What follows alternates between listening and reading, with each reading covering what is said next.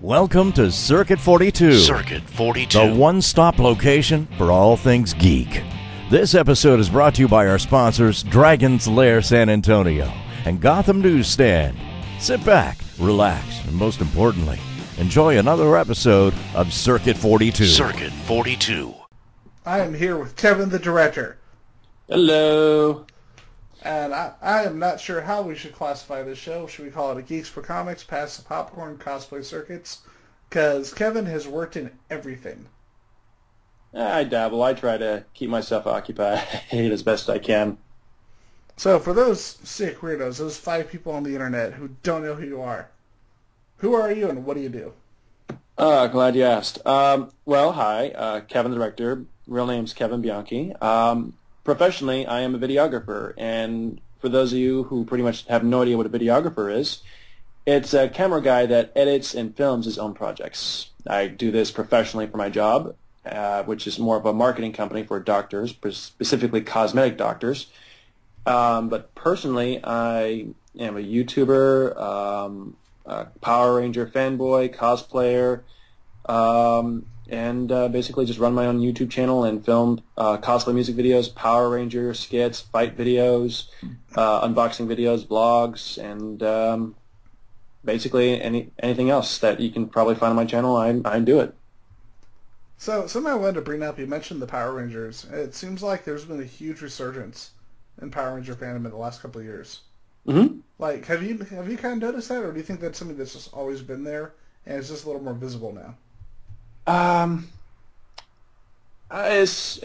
kind of, well, for me, like, I kind of dropped, like, a while back, I kind of want to say this, because here's the thing, like, I was there when the first Mighty Morphin Power Ranger season came out, with Zach, Kimberly, Trini, and the whole gang, but, as time grew and all of us got older, there were some people in middle and high school that kind of ridiculed us for watching the show. And I think most of us stopped watching because, we wanted to actually have a social life and not be miserable and during the time that is high school and middle school. But I think a lot of people, that including myself, got back into it is because it's a show we can relate to. It's a show about people working together, not letting things like social or economic status, race, creed, religion, or whatever their beliefs are, prevent them from working together to accomplish a goal that's bigger and greater of themselves. And it's proven to be a lot, bigger now, especially since Saban brought the rights back about a couple of years ago. And this is what we call now the Neo-Saban era. And I think it's proven to be kind of an interesting era because he's not only brought it back, but for the young kids, but it's also like it's kind of like back in the hands of the original creator of the show. And it's been kind of good, especially since he listened to a lot of us on the Power Force team. I think, and a lot of people in the fandom saying, hey, he's got to do this, he's got to do that, and he's actually taken a lot of consideration in the current series, Power Rangers Dino Charge, which truthfully has probably been the best season in the Neo Saban series era, in my opinion, because not only has he cast it very well, the acting's well done, the chemistry with all the actors are there, and it's just as long as they keep doing that, it's going to continue doing great. And I think that's why a lot of Power Rangers have gotten big, especially nowadays, because not only is it on a well-known channel such as Nickelodeon, but it's the fact that people that are watching it are not only kids, but even the people that are that watch the original dinosaur-themed Rangers from Mighty Morphin are tuning in. So it's kind of a cool thing. But and the best part is it doesn't matter what people think about us, especially like the Power Ranger nerds. If anyone that says anything negative about me, I'll be like, guess what? I have a full-time job. I do what I love, and the fact that you would try to say something bad about me, dude, that's not cool at all. That's like. And that's a person I don't want to hang out with. The people I do want to hang out with are people that, and that's the thing that's great about the Power Ranger community is that we accept each other for all of our quirks and faults, like people like the original cast members did in Mighty Morphin Power Rangers, and that's I think a beautiful thing within the community. See, that's really cool because there are so few fandoms where people almost in a way took them back. Like perfect example is Pokemon.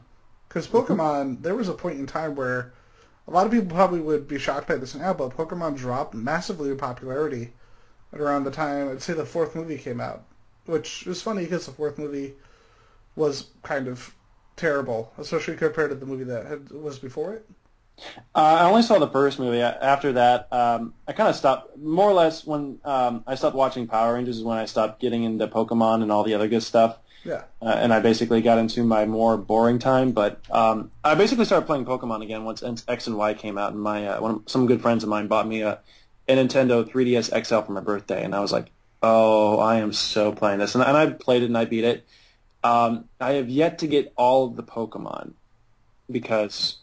One, I either like the patience, but no, I think with Pokemon X and Y right now, the way that they did is that they brought back they brought not only back a game that's been popular, that's been going strong for 20 years, but also they added more dimension to it. They added character development. They added story. They added a little bit of a struggle, but also they added these kind of like side missions and everything. Like for me, the last game I played for Pokemon, for those that you don't know, was Pokemon, I think, Gold, Silver, and Yellow. So basically after that I stopped.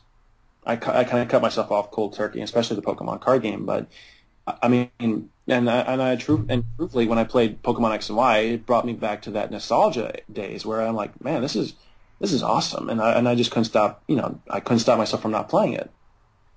Exactly, and because it did bring back the feel of a lot of the first Pokemon games, and now with them doing the anniversary re-release of Red, Blue, and Yellow, that's going to be coming back full force. Yeah, and for me, I'm probably not going to get that one, mostly because any cash or money I do get will probably be for bills and rent, and anything left over will be for cons, film equipment, and of course trying to complete my Power Ranger cosplay. So priorities, I guess. So speaking of which, it seems like one of the big things, in my opinion at least, that brought Power Rangers back in the public eye more was the Power/Rangers short by Adi Shankar. Power Rangers, what short? It was the kind of controversial short film. It was like the post-apocalyptic Power Rangers. Is that the one where Lord Zed, it's kind of like a post-apocalyptic thing? Lord Zed basically takes basically a kid wanders in a dark alley and then screams, and Lord Zed appears and he's like all disgusting looking. I'm talking about the one with James Vanderbeek. Oh yeah, that one's an interesting one. That's an interesting take on Power Rangers.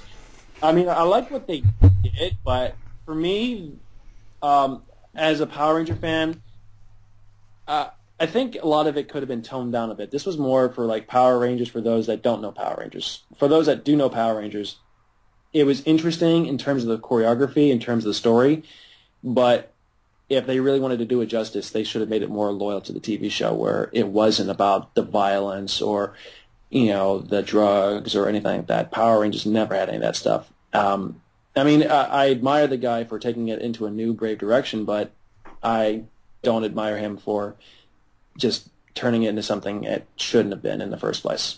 The thing that's so funny about it is that so many people took it seriously. Like, you had all these people online who were saying, oh, it should be like this. And Shankar himself said, we made this to make fun of the obsession with everything grim and gritty. Well, no, here's the thing that I think a lot of people, that this is something I noticed a lot, especially if someone's talking about anything, really. It could be about their favorite show. It could be about politics. It could be about religion. People are so sensitive. I mean, I could say, for instance, if I were in a Power Ranger convention and I would have said that guy's film was the best thing ever, it was like watching Star Wars Episode 7, I would be shunned for saying that. Even though I wasn't being serious, I was just doing it to get a jerk reaction, chances are a majority of them would be like, get the heck out of here. You don't know what the heck you're talking about.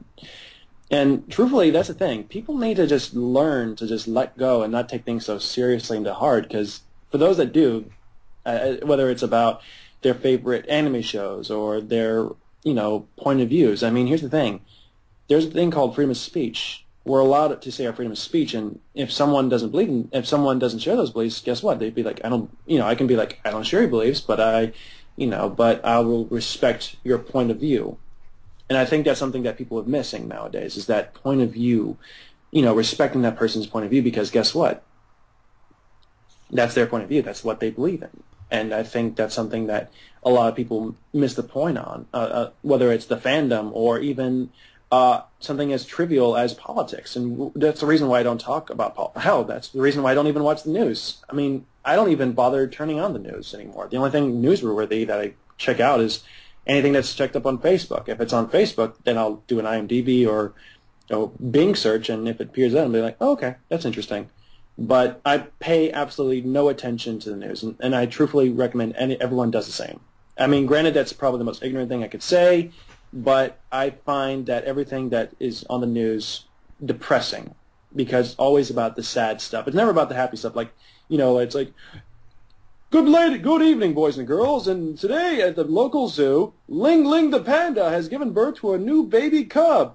We shall call this one Poe, in honor of Cub number 3. Seriously, if news were like that, then news would be awesome if it was like that. Exactly.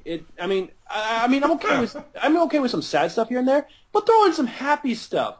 Throw in a happy piece or whatever. The water skiing squirrel, duh. Heck, I would even be okay with a jet skiing squirrel. I would watch that. As stupid as that is, I would be okay if the news eventually put in some, some pieces that, kind of soften the blow. Like, let's say the passing of Alan Rickman or David Bowie. I mean, yes, that is newsworthy right there, but at least throw something happy. I mean, granted, the last couple of weeks have not been happy, but, there has to be something happy that has to happen eventually in this month. And if the moment does, I think the news should report about it.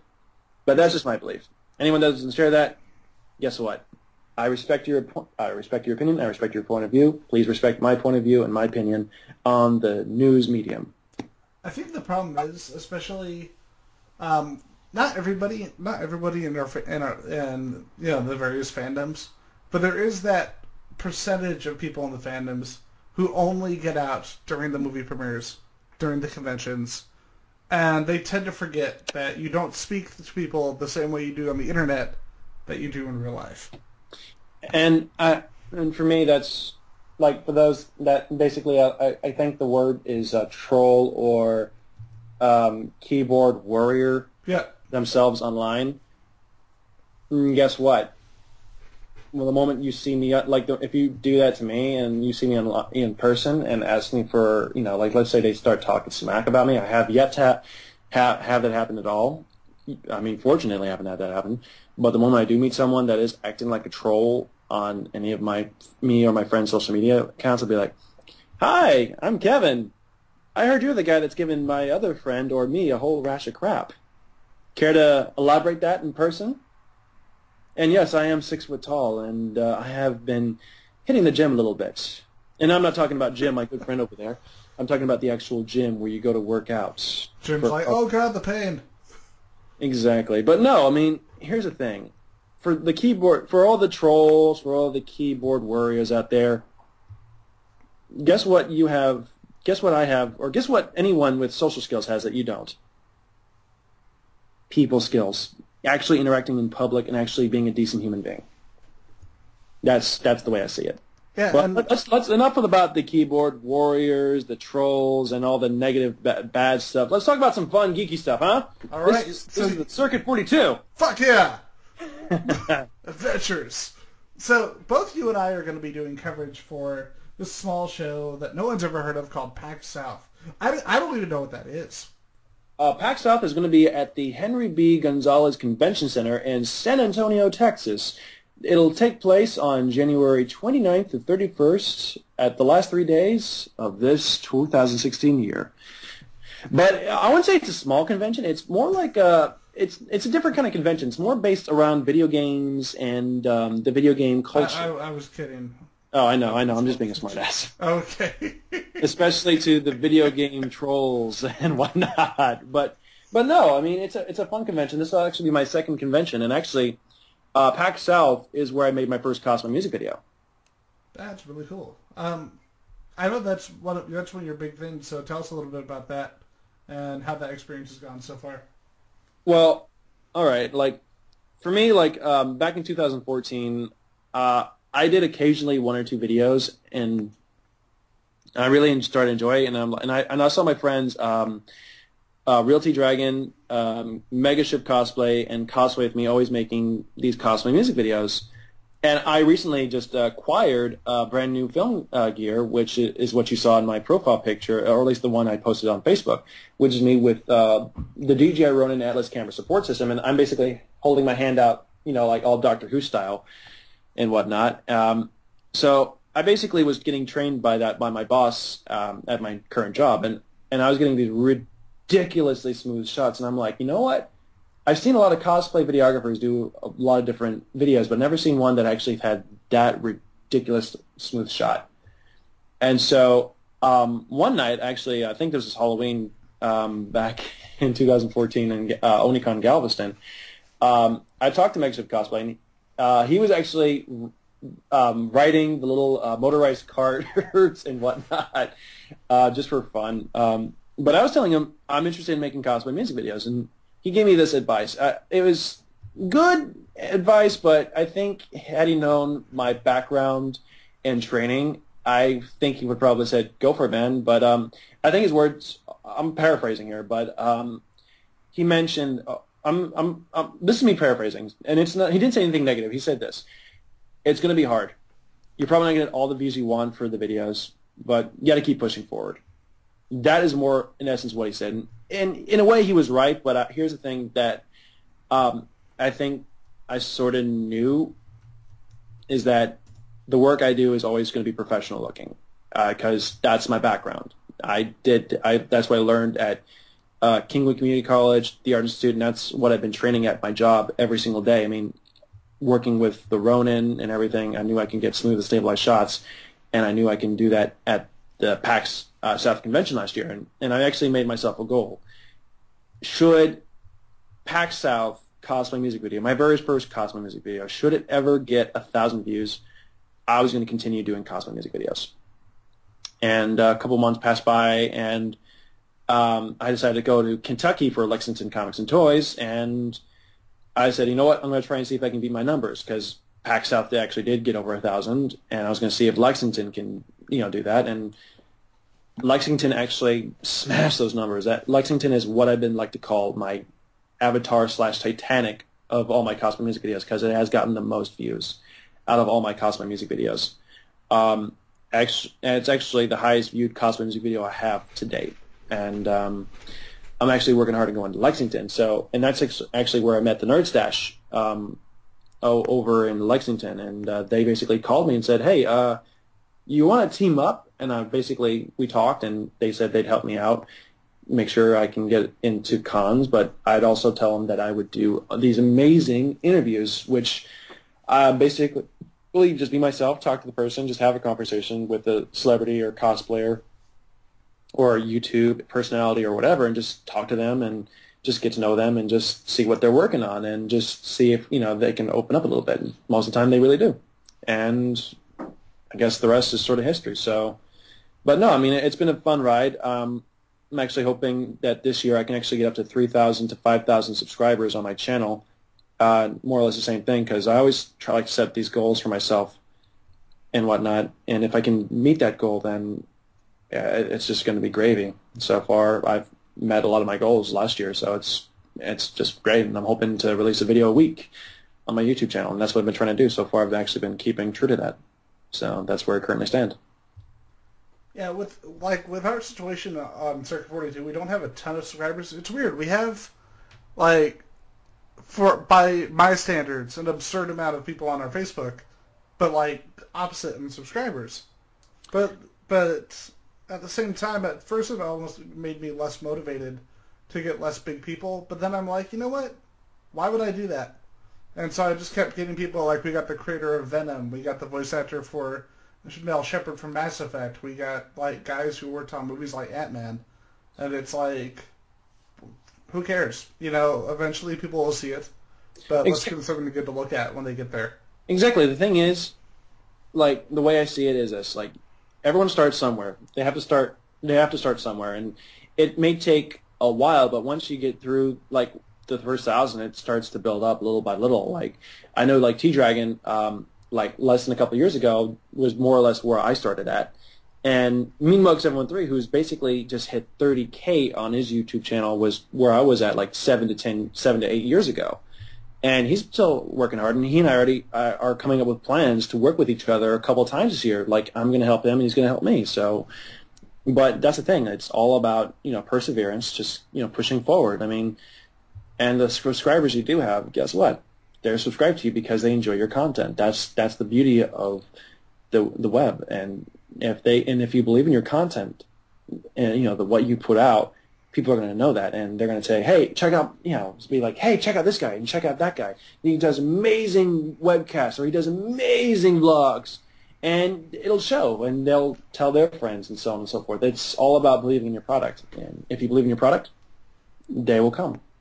See, that's really good advice, because I've seen a lot of YouTubers who will make, like, 3 or 4 videos, and they'll be really good, and then they won't get any views, and they'll just stop. And it's like... That's a mistake. Never stop. Exactly. Like, probably the worst video, well, I wouldn't say the worst video I made, but probably in terms of viewership, the worst viewed video I've gotten from last year was a video which was paying homage to Spaced, and I released it around the time of Halloween. Spaced was freaking awesome, man. I've got the whole series on DVD. Nice. But no, I made this video where my friend cosplayed as Albert Wesker and just was exploring this sort of spooky house and whatnot. We filmed the project in June, but I didn't bother finishing it up until around October and got it out on basically Halloween night. That video so far has only got about 99 views. It's a good video. I mean, it's very well done. But I released it on Halloween because it's a Halloween video. I mean, release it on Halloween. The thing is, the worst thing you can do is nothing. If you do something with yourself and can continue doing something with yourself, more stuff is going to happen. It just takes time. Everything takes time. But as long as you're continuing to do stuff, guess what? People are going to notice. People are going to take interest in you. Like, I actually got to work with Alley Cat Cosplay around the day after Christmas, actually. And I got to work with her on this amazing cosplay music video shoot. And it was my first night shoot. And she loved it. She loved it. She loved the shots I got. She loved the fact that I made it look like to where she was by herself, even though there was a ton of people at this one location. And I totally just want to tell everyone, Get the out of my park, even though it's not my park, it's the public's park. But still, I mean, the fact that I could make her look like it was she was by her lonesome and everything, and make a video in less than 24 hours, it's something that, I take pride and pleasure in. I mean, I actually am wanting to work more with a lot of different cosplayers. Even reaching out to a couple of cosplayers saying, hey, do you want to be part of my cosplay music video, or do you want to do a skit sometime this year? Just let me know. If you're interested, and some of them have responded back. So it's all about just continuing to keep yourself busy and doing stuff, but it's also about collaborating with others. As long as you're doing something, you're not doing anything wrong. Exactly. Now, by the way, now I'm just picturing you yelling at people in the park. Like some crazy dude, like just shouting at random people in the park. And now I'm just picturing Kevin just screaming at people in the park while this cosplayer is just standing there. And it becoming kind of awesome. I wouldn't say I screamed at them, but there was one particular shot, like towards the end, where it was sort of like, all right, there's like basically the park we're at was in San Antonio. It was basically where this giant Christmas tree and lights were. It's beautiful. It's a beautiful sight, and I managed to get my camera and light perfect. Get the camera and shot perfect. So basically, I needed everyone to not be there for to stay out of my way for like this one shot, and we had to get this shot in like one take, and it's basically just me following Alley Cat Cosplay as she's walking, through this area, all majestic and like basically in her Ari cosplay from League of Legends, but she did a Santa Claus version of it. So I'm basically following her through this one take, trying to make it look beautiful and everything, and we actually managed to get it in one take. So I'm like, before we did that, I'm like, excuse me, ladies and gentlemen, I need to do this one shot. So give me 2 to 3 minutes. And we got it in one take. And after that, I'm like, you may resume your family affairs. Good day. More or less, something along those lines. That was more or less what happened. Here's the thing. I don't ever believe in cursing at all. Yeah. And kids. I apologize for earlier because I realized. No. But however, if I'm with a fellow colleague and everyone's of age, then I had this for me if there's okay, I'm going to tell you a story. Have you ever been to Comicpalooza? I have not, no. Okay, Comicpalooza is an amazing convention at the George R. Brown Convention Center in Houston, Texas. Megaship and I somehow got roped into it last year because I sort of helped out with this amazing photo/video shoot, which is a whole bunch of Marvel and a whole bunch of DC characters lining up on two opposite sides. And basically what we did was, for my shot gets smooth stabilized shot. So I'm walking backwards and everyone's just clashing swords or whatever, basically just clashing. This one photographer, basically before we started the shoot, this one photographer asked me if he could stand behind me. For me, we only had a couple minutes to get this shot, and I told him no. And he's asking, "Oh, come on, man, please," or whatever. And I'm like, "Look," and I'm not. Here's the thing, I acted like an asshole. That was true. And I was like, "Look, man," I said no, so piss off or whatever, And Megaship gave him permission to shoot behind me, and even though I didn't really appreciate it, he was behind me. But for me, here's the thing: if I say no on something, and especially if it's because I'm moving fast and I'm moving backwards, and I don't know you, then I will basically chew your head off. And I basically don't know that at a different convention that next time, because here's the thing: if there was another guy in my position, he would have done the exact same thing. You would have been gone. And even later on, Megaship and another cosplayer ripped his head off because apparently, they said, look, if the guy says no, that means no. It's it's like a James Bond character is trying to hit on a girl or whatever. It's like, no, it's time for some post-coital sex. And the girl's like, no, yes, no, yes. Remember, it's only no until she says yes. You realize now that I know you do a Sean Connery. We must do a Connery off right here on the air. Maybe some other time. That was just me just in it. But no, I think the only time... No, but the only time I'll ever curse someone off is if they truly piss me off. That guy truly pissed me off. I'll probably get over it eventually one day, but it's just every time I see him, I still get those feelings right there. But for me, the way I see it is this: if someone respects my word on something, it's okay on certain things. I have nothing but respect for photographers, but if I say the other photographers, they were wise. They got on their tripods from a distance and took the photos. Those are the photographers I respect. This guy, I respect him in some sense, but if he does this stuff again, I will literally chase him away. I will literally tell him, get the fuck out of here. And I will literally chase him away with my DJI Ronin and Atlas camera system if he does that shit again. Because we are doing this shit again, and I don't want to see him there. I want to basically see him on a tripod getting photos, and I'd be like, you're awesome, man. Thank you for remembering our conversation last year. Even though it wasn't a conversation, it was just me telling you no. That's about it. See, now that I hear the story, I'm just surprised that I haven't heard about said person more often. He was at IkiCon, and here's the thing. I did my best to stay out of his way, and I didn't want him anywhere in my video. So I made sure that if he was anywhere near my shot, I would wait for him to leave, and boom, shot. Yeah. And the same thing will happen. If he's at Victoria, I'll do the same thing. If he's at PAX, I'll do the same thing. But more or less, no. There are certain people within the con community. He's one of the people that I don't really want to feature in my cosplay music video just yet. There'll be, as I said, I will have not appeared in a Kevin Director video. There's several reasons. One, I'm busy and I haven't had the time to talk to them. Or two, if it's someone that there are some certain people within the con community, at least 3 or 4, that I refuse to show in my video because of the way that things ended between us or the fact that they treated me like dirt. See, now you know why Circuit 42 has never been in a Kevin the Director video. It's because we're bastards. No.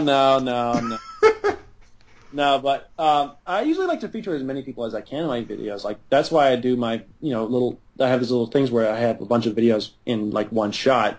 That's actually what I'm well known for, is to get those kinds of shots. And I'm trying to actually add special effects now in my shots to where it's like, oh my god, there's an explosion behind us. That's awesome. Nice. Got that Power Ranger explosion in the background. Yeah, but I also did something similar like that when in my Ikicon video where I had two cosplayers that were cosplayed as Rey and Finn, just more or less just running toward the camera, and I said, just pretend like you're running away from an explosion. And oh my god, that shot was so hard to edit, that freaking shot, because I had to basically, there were so many moving parts in that shot, and I had to basically make it look like a real explosion, but also just, needless to say, I'm happy the shot looked good, and I'm happy that everyone liked it. And I'm hoping that the video will get 1,000 views. It's actually about less than 60 views away from getting 1,000, and once it does that, then I know that's a convention I need to continue going back to. That's pretty cool, man. Yeah, it's just kind of cool from like my perspective, seeing someone, like how long have you been doing this? If you don't mind my asking. Cosplay music videos, or just YouTubing or videography in general? Because that's those are a lot of answers right there. YouTubing under the Kevin the Director channel. All right, I've actually had a YouTube channel for a while, but I didn't start using it aggressively till last year. And I actually didn't start becoming, more or less accepting my role as Kevin the Director until like last year, hardcore, when I went to a lot of different conventions, made a lot of different videos, but also started working with all these amazing cosplayers and photographers. And I actually even featured a lot of the photographers and cosplayers and even some of the vendors in my videos. Even, I think, one or two of the con owners in my videos as well. Like, even the guests are in some of my videos. It's been an amazing ride, truthfully, and I'm thankful for everyone that has been in my Kevin the Director videos. And for those that have subscribed and shared my videos, guys, thank you so much. Much love right now, and I'm looking forward to bringing you more Kevin the Director awesomeness this year, especially now that my new logo is more or less practically finished. I just got to implement it and make new business cards. The Kevin the Director business cards, Mark III, as I like to call them.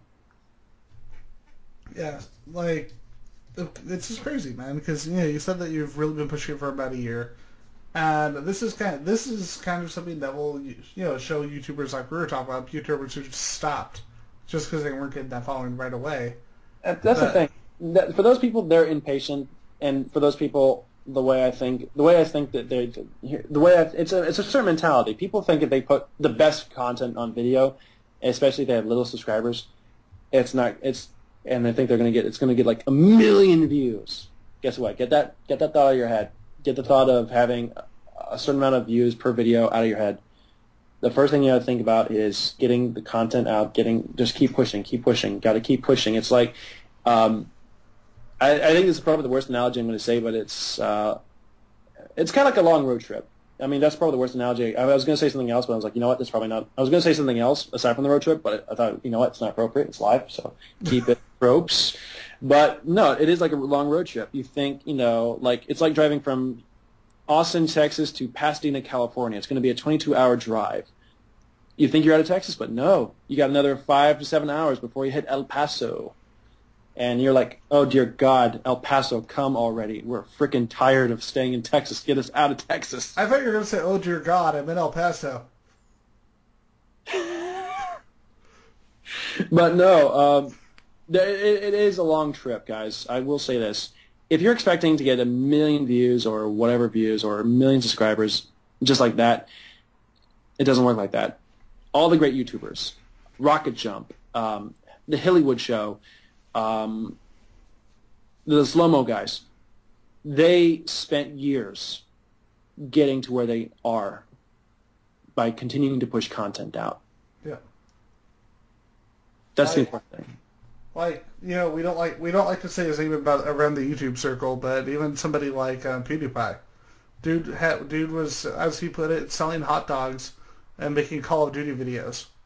And it took him a while, but you know what? He hit that one point where it just kept on going, and look where he is now. Exactly. Like, that's the thing. And, like, I even know a couple of other YouTubers personally, like Chris Cantida, and he's climbing up on the charts. Like, he's like number 9 in I believe the Philippines. I'm not sure if that is correct. I'm basically remembering something from my thinker box, but chances are my thinker box, like most of the facts I know about the world, may be false. So, But no, he like it's been a pleasure. Like that's the thing. Like if you can find a YouTuber that's wanting to work with you or collaborate with you on a project, even if they're an ocean away, if they're willing to work with you and talk to you and give you some advice, take the advice. It's going to be the best advice ever, you know. And for those of you that think you I'm going to say what my professor said at the Art Institute.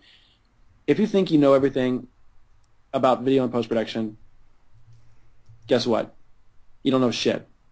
Everything you know or will produce right now is shit. All right? Way to stop. And here's the thing. Everything that is online is more or less crap, but it's crap that is good. You know, like, heck, look at Adam Sandler movies. Most of them are crap. But guess what? They sell because, guess what? They're crap. But it's your job to make that crap into a very shiny, awesome crap. It's like you know, taking the biggest crap award that, you know, Stan's dad did. You just got to make it nice and shiny and beautiful. If you can do that, then guess what? You can do anything. Except for the Ridiculous Six. They couldn't even make that movie look good. I think it's a good thing that they released it via Netflix. Yeah. But from what I've been told, it's actually doing okay on Netflix. And it makes me wonder, are people just watching it just to see how bad it is, or are they actually watching it out of love or loyalty to Adam Sandler? For me, I've yet to watch it. Same here. I'm actually thinking of just doing a live post / live tweet, and because my co-host is trying to convince me that it's good, but I know he's a liar. So for me, it's like this: if I'm going to watch something that bad, I want to be that drunk. Like I want to be either drunk or stoned when I watch that stuff. Yeah. Like for me, like a while back at a party, my friends and I were watching some of my old films, like from high school. This is like stuff like a decade old, and stuff that I had shot and starred in myself, and because I thought I was like Zach Braff or some stuff, or whatever. So I consumed an inordinate amount of alcohol. I'm not even sure if I said inordinate around right, but if I didn't, then trolls and keyboard warriors, feel free to rip me a new one for not saying the word right. But I had consumed an impressive amount of alcohol, and to the point to where I was like, that guy's an asshole. And here's the thing, I'm actually talking about my younger self. That's what I was doing, and everyone's like, oh dear God. I'm just kind of assuming that you just went full Hasselhoff at the end. You had the burger on the floor. You know, it just became amazing, like drunk euphoria. It was interesting, but I do know that the only time I'll ever consume that amount of alcohol again is for this. Like apparently there's like this one haunted house, and this is me getting off a tangent, that is somewhere either in the world that actually kidnaps people.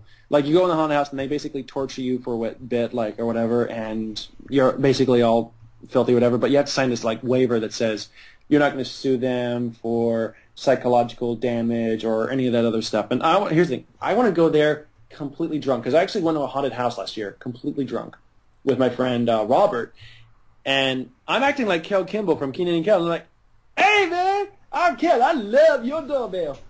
And I'm basically just like dancing, like, oh man, I love this place. It's so chic. And it's like this place in San Antonio called the Asylum. And these guys are chasing after me, like, hey man, what's going on? High five! Oh man, this is amazing skin wear. Did you do the detail? I love the needlework.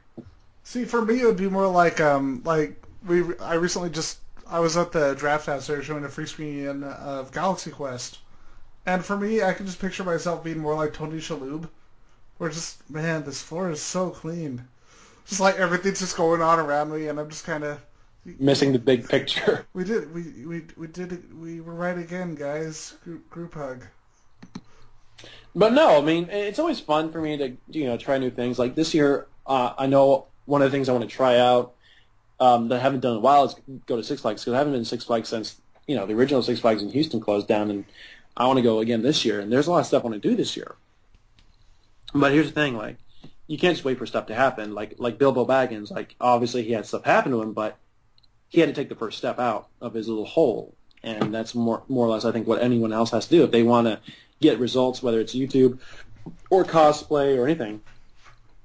They have to venture out into the great unknown. I mean, they either sink or swim, but guess what? Fail, is just another word for succeed, another way for success one day. Yeah, be like Bilbo. Bilbo, yes. That's awesome.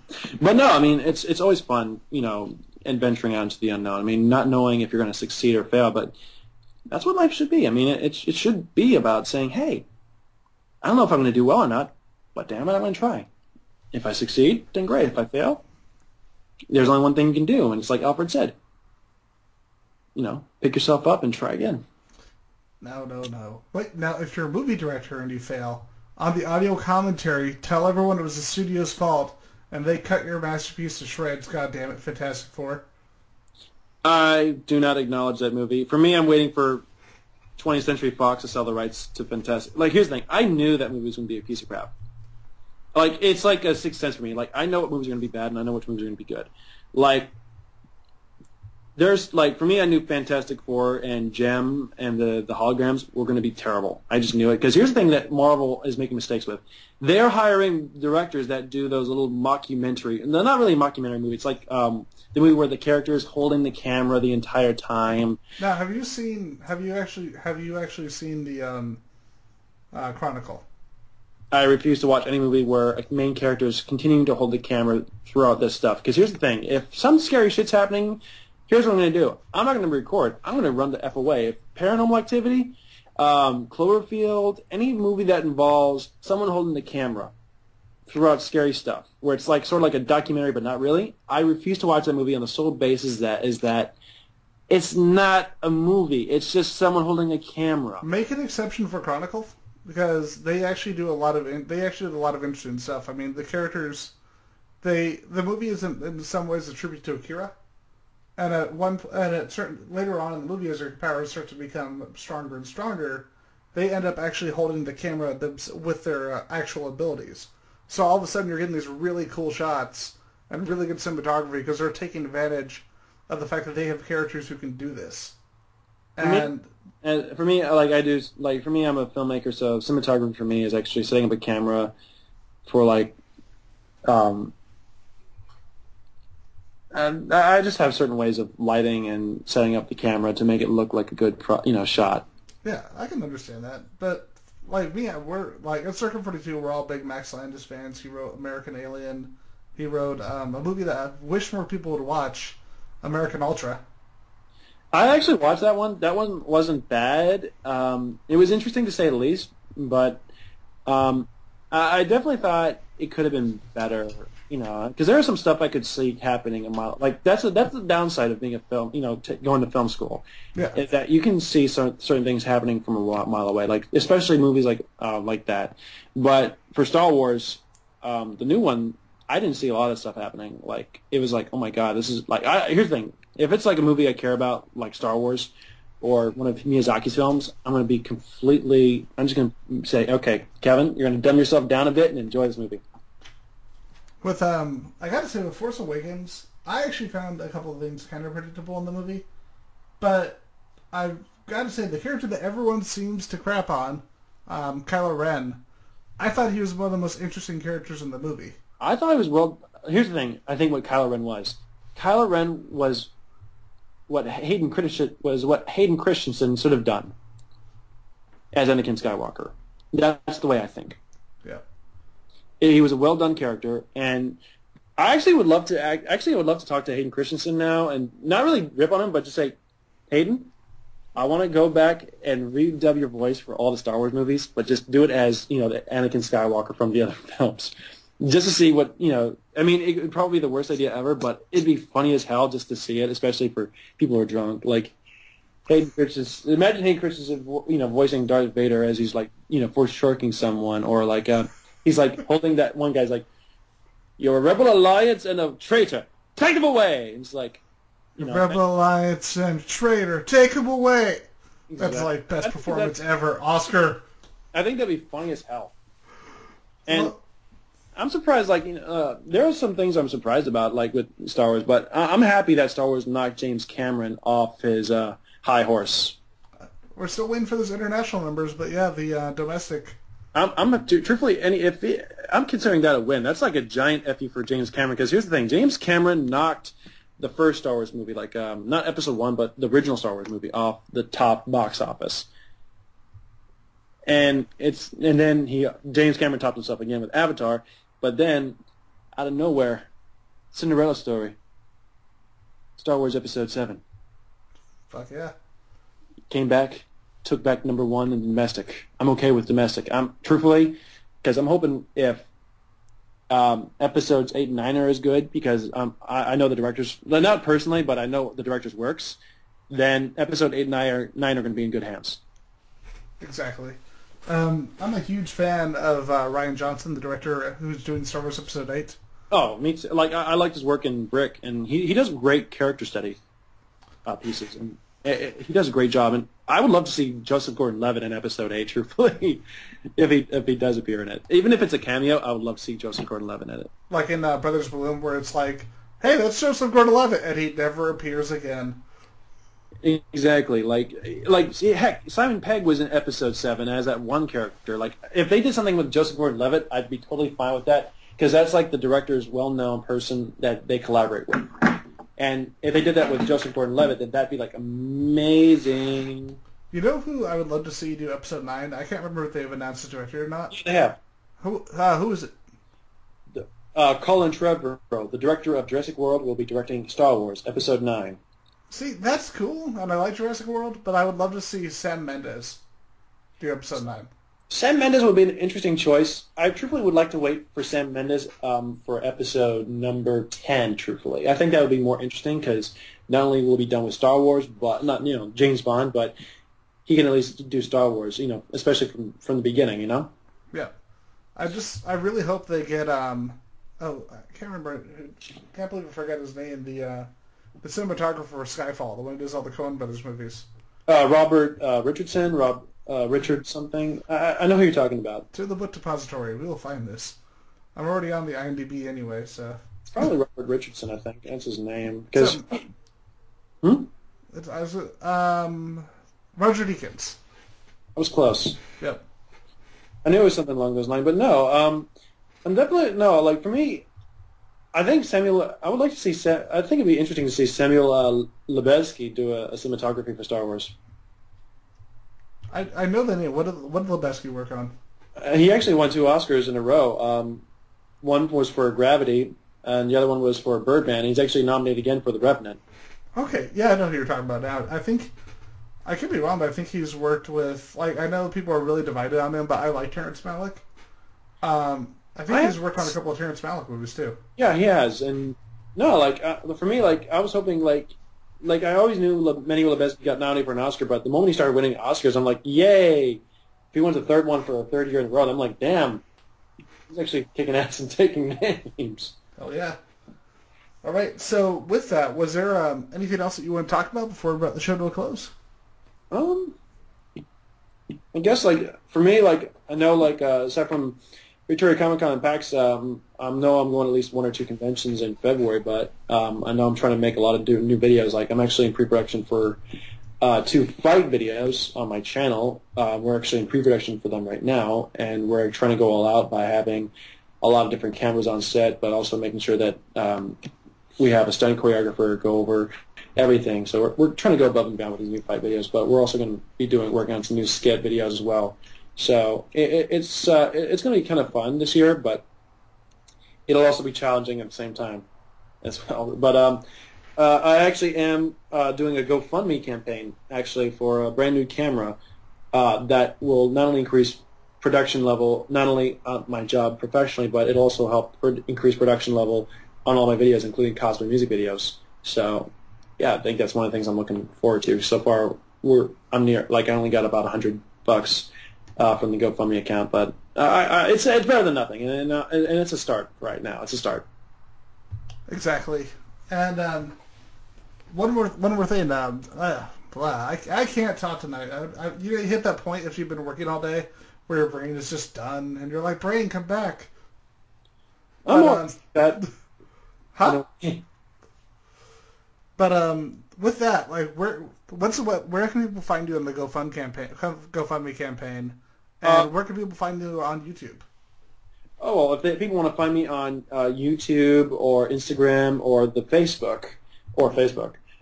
Just search one name, Kevin the Director, all one word, folks. Kevin the Director, all one word, no spaces in anything.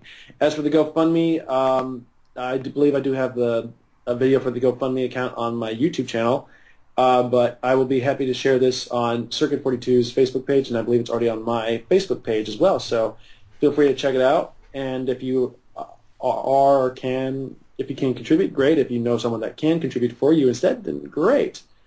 So yeah, but the more people that share and contribute, the better, because the sooner I can get that camera, the sooner I can bring, the cosplay music videos I make to an even higher level of awesomeness. And for those that haven't seen me, I was actually raising my hand up above my head. Now, question: were you raising it up in a style similar to Bender from Breakfast Club? Just that fist pump at the end of the movie? No, it was just me raising my hand above my head, more or less. It's like this high, and I have my hand at a upside down L shape or whatever. So yeah, that's the motion I was making right now. Nice. All right. Well, with that, this brings us to the newest episode of. Yeah, I don't know what to call this episode. Let's go Pass the Popcorn. This brings us to the end of the new episode of Pass the Popcorn.